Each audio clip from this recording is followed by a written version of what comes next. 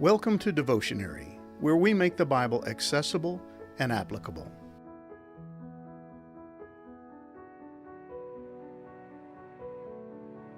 Denying self is difficult, whether you're talking about passing up your favorite dessert or refusing to satisfy an immoral urge. More often than not, we tend to give in to our inner desires, because the alternative is much harder. But God is all about self-denial and self-sacrifice. In His economy, self is not a God to be worshipped, but a false idol to be avoided at all costs.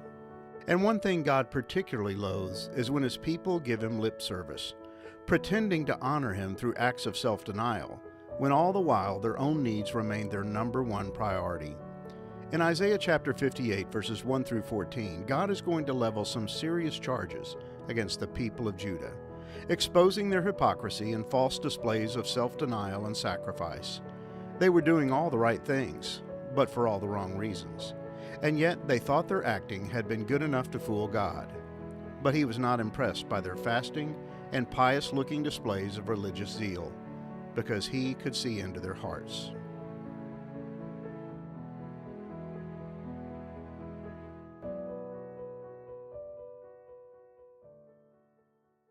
Something is wrong with this picture. In this chapter, God is going to paint a somewhat confusing image of His people. On the one hand, He describes them as transgressors of His ways. They're disobedient and rebellious, failing to live up to the standards He had provided through His law. And He pulls no punches in pointing out their guilt. Tell my people Israel of their sins, yet they act so pious. Isaiah 58, verses 1 through 2. There is a palpable dissonance in the outward display of the people of God. At times, they appear to be enthusiastic seekers of God. From all outward appearances, they seem to be genuinely excited about growing in their knowledge of God. They even display a certain allegiance to God in the hopes of winning His favor. They fast. They pray. They offer sacrifices. In other words, they display all the right evidence of being faithful followers of God.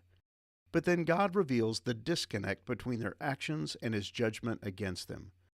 Even they can't understand why God seems so upset with them. From their perspective, they were doing all the right things to win God's favor and earn His assistance in time of need. They even ask God, "Why have we fasted and you see it not? Why have we humbled ourselves and you take no knowledge of it?" Isaiah 58, verse 3. They're at a loss as to why God would ignore such obviously righteous behavior. So God explains His evident inattention and inaction. It's because you are fasting to please yourselves. Even while you fast, you keep oppressing your workers. Isaiah 58, verse 3. It was all about themselves. Their fasting was nothing more than an outward display of righteous-looking behavior that was intended to win brownie points with God and impress other men. And Jesus addressed this kind of hypocritical fasting. When you fast, do not look sullen like the hypocrites, for they make their faces unattractive so that people will see them fasting. I tell you the truth, they have their reward. Matthew 6, verse 16. They were fasting to get noticed, and all the while they fasted, they were taking unjust advantage of the people who worked for them. Their outward display of morality had a certain inconsistency about it that God found unacceptable. Everything they did was intended to impress, but God was having none of it. He could see into their hearts and knew full well that they were simply going through the motions. They were expecting God to reward their actions, but Jesus made it clear that the only reward these kinds of people were going to get for their efforts was the praise of men. God had intended fasting to reflect a repentant and remorseful heart. It should have been an outward display of their inner desire to turn from all other things in life and seek God only. But their brand of fasting was meant to satisfy their own selfish desires. Their fasting wasn't a reflection of a changed heart. It was simply meant to change how others thought about them. And just so they don't miss His point, God points out the difference between their kind of fasting and His. No, this is the kind of fasting I want. Free those who are wrongly imprisoned. Lighten the burden of those who work for you.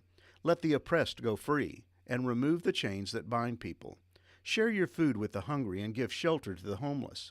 Give clothes to those who need them, and do not hide from relatives who need your help.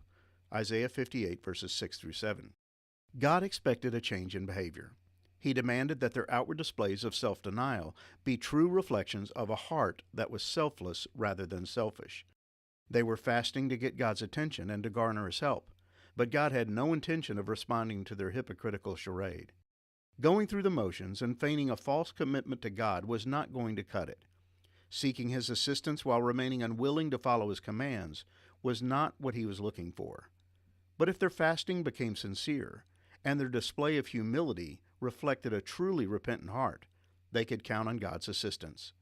Then your salvation will come like the dawn, and your wounds will quickly heal. Your godliness will lead you forward, and the glory of the Lord will protect you from behind. Then when you call, the Lord will answer. Yes, I am here, He will quickly reply. Isaiah 58, verses 8 through 9. He would show up in a big way, and their fasting would bring about significant change in their own lives. Fasting that is accompanied by true self-denial that puts the will of God and the needs of others first brings about true godliness. It also brings the favor and glory of God. He steps in and answers us when we call. He delivers the salvation we desperately need. At the end of the day, God is far more interested in self-sacrifice than self-denial. Giving up food for a season is nothing when compared to sharing your food with the needy. Fasting from buying new clothes means little if you are unwilling to clothe those who have nothing to wear. Giving up something you enjoy for a predetermined period of time bears little merit when compared to giving what you have to care for those who have nothing. Near the end of His earthly life, Jesus taught a timeless lesson to His disciples. It had to do with the end times, a period known as the Great Tribulation. There will be those on earth who find themselves persecuted because of their relationship with God Almighty. And yet there will be those who step in and provide these individuals with food and shelter. And Jesus announces that these gracious individuals will be blessed by God for their generosity. He claims that their actions to help the helpless were just like they had been extending the same courtesies to Him.